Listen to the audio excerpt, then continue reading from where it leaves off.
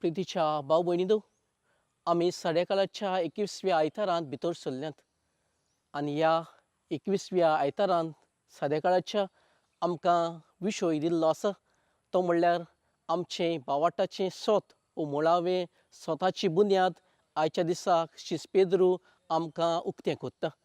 तें म्हणल्यार तूं क्रिस्त जिव्या देवाचो पूत हो विशय आमकां दिल्लो आसा आनी ह्याच विशयाचेर आयच्या आयताराक ल्हानशी लोक घाताना ल्हानशा भुरग्यां सोबें जाल्ली एक घडणी तुमकां सांगूंक सोदतां. एक फावटी ल्हानशें भुरगें अशेंच वेळेर भोंवतालें आनी वेळेर भोंवताना आपले वय पांय उदकांत घालून पडटा म्हणून आनी ओलें करूंक सोदिनासलें म्हणटच व्हडल्या ल्हारांकूय भियेतालें आनी तेन्नाच हीं व्हडलीं ल्हारां आपणा सोबें येतात तीं पळोवन भियेनूय एक व्हड कोडपाचेर वचून उबें रावलें आनी जेन्ना तीं ल्हारां ह्या ल्हानशा भुरग्याचेर मारतालीं तेन्ना वय ताचे पांय ओले जायनासलेले देखूनच ताजी भिरांत थंय सगळीच गेली कित्याक तें होडप ताका सांबाळटालें. आनी आयच्या दिसाक आमकां अशेंच कितें भाव भयणींनो दिश्टी पडटा. आज आमी दर एकलीं आमचेर कश्ट माड येताना आमी सगळींच घोडये असलीं व्हडलीं कोडपां वो असलो व्हडलो आसरो आमच्या जिवितांत दर एकलीं आमी सोदतात. म्हणटच आयच्या ह्या आयताराक आमकां जेजू पेद्रू सोबें म्हणली आमकां वस्त दिश्टी पडटा ती म्हणल्यार आयच्या शुभ वर्तमानांत जेजू ह्या पेद्रूक एक कोडप म्हणून पाचारता आनी कोडप म्हणून पाचारतना आमकां आयच्या विशयांत थोड्यो वस्तू उक्त्यो केल्ल्यो आसात. पयली वस्त म्हणल्यार पेद्रू ह्या आमच्या भावार्थाचें मुळावें सोत आमकां उक्तें करूंक पावलो कित्याक 3 वर्सां जेजू सोबें ताणें आपलें जिवीत सारलें. 3 वर्सां तो जेजू बरोबर भोंवलो. जेजूचो मोग ताचो एकवट ताणें अणभवलो. आज आमच्या जिवितांत पयली वस्त ह्या आयताराक जावंक गरज आसा ती म्हणल्यार आज तर जेजू देवाचो पूत म्हणून आमी मानून घेतलीं जाल्यार आमी जेजू सोबें आमचो वेळ सारूंक गरज आसा. आज जिवे देवाचो पूत हें आमी सोत वडकून घेतलीं वा मानून घेतलीं जाल्यार पेद्रू भाशेन आमी सदांच ताजे सोबें भोवून ताजे सोबें चिवून ताजो मोग मागण्या सोबें आमी अणभवूंक गरज आसा.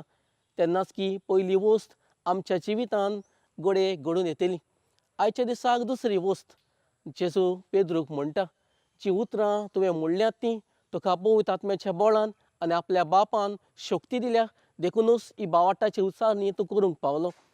आज दुसरी वस्त आमच्या जिवितांत आमकां फावो जाता ती म्हणल्यार आमी पवित्र आत्म्याचें बळ नासतना देवाचें बळ नासतना आमी जिवितांत कांयच करूंक शकना.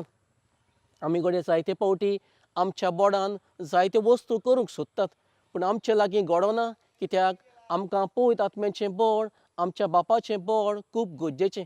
जें पेद्रूक फावो जालें तें आज म्हाका आनी तुमकां फावो जावंक जाय. तेन्नाच घडये आमी देवाचो वावर फुडें व्हरूंक वो देवाक सोबता तसलें जिवीत जिवंक पावतलीं. आयच्या दिसाक निमणी आनी आमकां तिसरी वस्त ती म्हणल्यार भाव भयणींनो आमी पेद्रू भाशेन ही उचारणी कोत्तलीं जाल्यार आमी आमचेच लागीं विचारुया आमी आमच्या जेजूक आमच्या देवाक आमच्या जिवितांत कोणसो आमी धरतात. आमी ताका आमच्या जिविताचो धनी म्हणून आमी पाचारतात वो मानून घेतात कित्याक पेद्रून आपल्या ह्या देवाच्या पुता बरोबर भोंवताना जियेताना हो देवाचो जिवो पूत म्हणून मानून घेतलें. म्हणटच आयच्या दिसाक आमकां दर एकल्याक भाव भयणींनो होच प्रश्न जेजून विचारलेलो आसा. घडये आमी आमच्या जेजूक आमच्या देवाक आमच्या जिवितांत आमी कोणसो धरतात. आज तर हीच बुन्याद हेच घडये पौस सुबेचे घडये आमी भागीदारी जातले जाल्यार दर एकल्याक आमकां भाव भयणींनो असलोच जबाबाचो असलोच प्रश्नाचो एक बरो जबाब दिवंक आमकां आमी तयार आसूंक जाय. तेन्नाच घडये आमी पेद्रू भाशेन ही भावार्थाची उचारणी आमी दर एकलीं करूंक पावतलीं. जाल्यार ह्या आयताराक ह्या विशयाचेर आमी ल्हानसो नियाळ कोत्ताना मागुया पयली सुवातेर आमी आमचो वेळ मागण्यांक सांगूं पवित्र आत्म्याचें बळ आनी देवाचें बळ आमकां मारूंक आनी सदांच जेजूक ह्या देवाच्या पुताक आमच्या जिविताचो धनी करूंक आमकां दर एकल्याक हें कृपेचें बळ फावो कर म्हूण देवा लागीं मागुया.